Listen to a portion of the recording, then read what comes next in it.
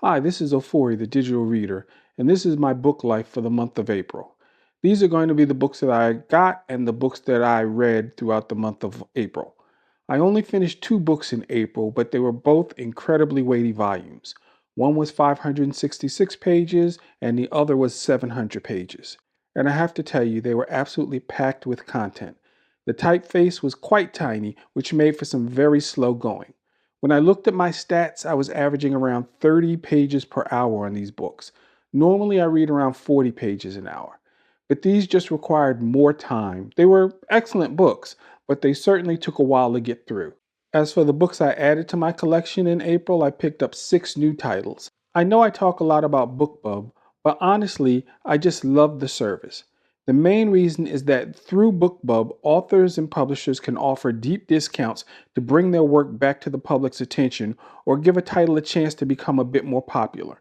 I really enjoy that aspect of it. I got 6 books in total, and I don't even think I spent $10, so I am definitely still enjoying the value BookBub provides. That said, I still have a long wish list of books that I want to start working through that aren't currently on BookBub.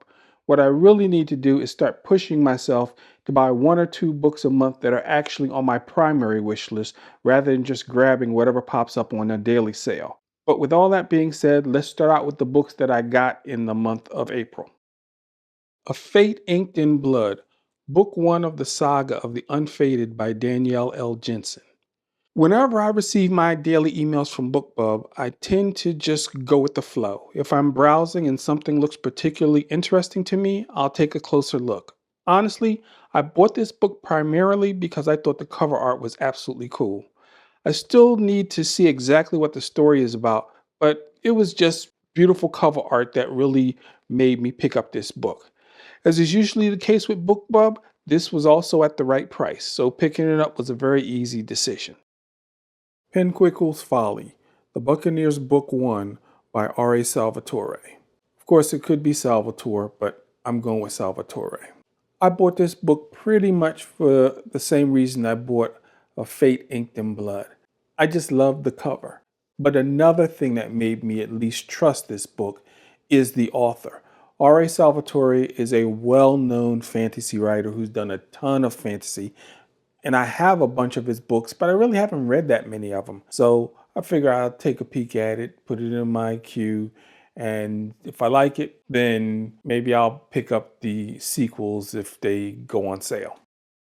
Sword of the Crown and Mercerian Tales, Stories of the Past by Paul J. Bennett. Both of these books, Sword of the Crown and Mercerian Tales, which is the other volume I picked up this month, are part of the Heir to the Crown world. I had already acquired the first book, Heir to the Crown, and then BookBub let me know the next 2 books in the series were free. Since Sword of the Crown is the second book in the main series and Mercerian Tales expands on that same universe, it was a great opportunity to add to the collection without spending anything extra. The Book of English Folk Tales by Sybil Marshall. I'm a huge sucker for mythology, and I'm discovering that I'm also a big fan of adult fairy tales. Now, whenever I see books that fall into that category, I make sure to stop and see what they're about. This collection looked very interesting, and it seemed like it might contain several tales I haven't heard before. I'm looking forward to checking it out and seeing if there's any particularly unique or compelling stories hidden in this volume. The Case of the Gilded Lily by Stanley Gardner. I'm a big Perry Mason fan, specifically the old black and white television series. I'm not as fond of the modern version on HBO, which feels like a completely different concept than the original show. So that was one of the reasons for my interest. I'm also finding that while I'm not typically a fan of detective stories set in the very early 20th century, I really enjoy the ones set in the 1950s, 60s, and 70s. I love the entire Chester Himes Harlem series, and I'm a very big fan of the 87th Precinct series by Ed McBain. I've started picking up these Stanley Gardner books because I have a strong feeling they're going to be excellent, and adding them to my collection whenever they go on sale just seems like good business. And these are the books I read in the month of April. Royal Assassin is the second book in Robin Hobb's Farseer trilogy, and after reading the first book, Assassin's Apprentice, I was really hooked on the story, the characters, and most importantly, the plot. Often with heavier fantasy, I struggle to stay engrossed in the actual stakes, but Hobb makes you truly care about what happens next. The magic system is interesting enough to keep the story serviceable, but the real draw for me is the court intrigue and the royal power plays. In this installment, the story continues as Fitz's chivalry becomes a young man. He is navigating a difficult shift in his status, transitioning from being treated essentially as a servant to being treated more like royalty, and the character development, I really enjoyed watching him take on this new burden. However, I do have a gripe with the pacing. I felt the first book was perfectly fine at 500 pages, but Royal Assassin feels a bit overextended at 500 pages. Some of the internal emotional explanations and descriptions are a little wordy and overwrought. There were times I was tempted to skim because it felt like it could have been trimmed down to about 400 pages by just getting rid of some thoughts and feelings he repeatedly had throughout the book. That said, the ending was so compelling and left so many things up in the air that I immediately picked up the final book, Assassin's Quest. Royal Assassin is a solid 4-star recommendation for fans of immersive fantasy, though it might be a bit much if you prefer faster paced narratives. Assassin's Quest by Robin Hobb. Assassin's Quest, the final book in the Farseer trilogy, is a very densely packed read. It clocks in at 766 pages with small type, so in practice it feels more like a 1,000-page novel. Similar to my thoughts on Royal Assassin, I think the author probably could have cut about 20% of the book to make the overall story feel tighter.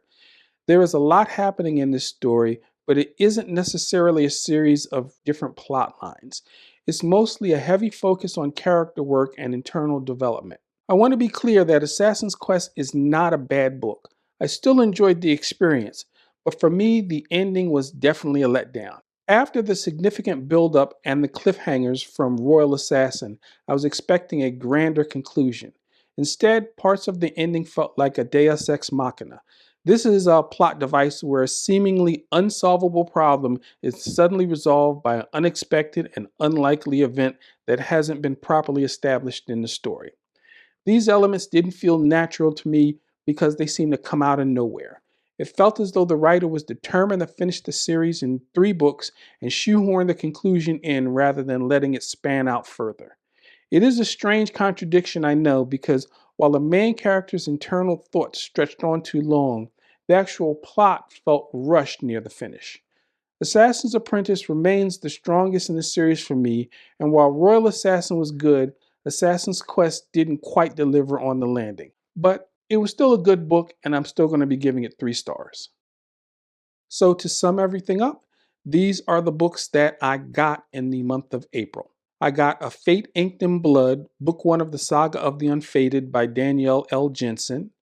I got Pinquickle's Folly, the Buccaneers book, Book 1 by R.A. Salvatore.